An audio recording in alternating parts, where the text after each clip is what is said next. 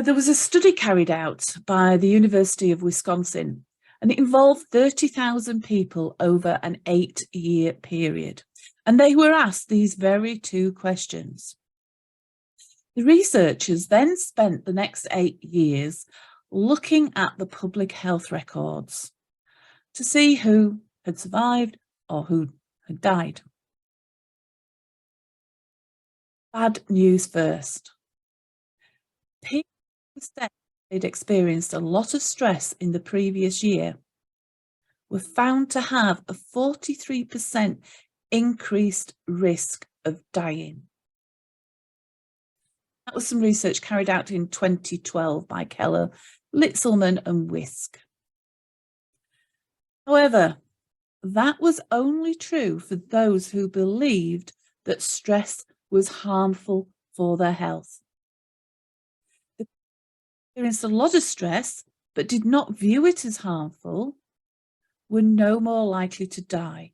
In actual fact, they had the lowest risk of dying of all the people in the study, including those who'd actually experienced only a very little stress in the previous 12 months.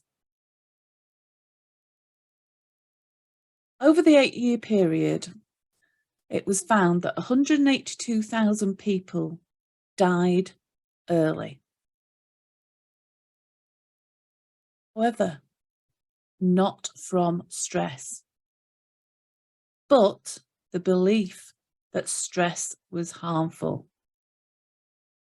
So 182,000 people went to an early grave simply because, not from the actual stress they'd experienced, but simply from their belief, the way that they thought about stress. Now, that statistic actually puts stress at number 15 in the list of causes of death in the USA. I just want to stop for a moment and just pause about this for a moment and think about how stress is portrayed in our society, how it's generally perceived, the language we use to talk about stress, even down to stress management programs.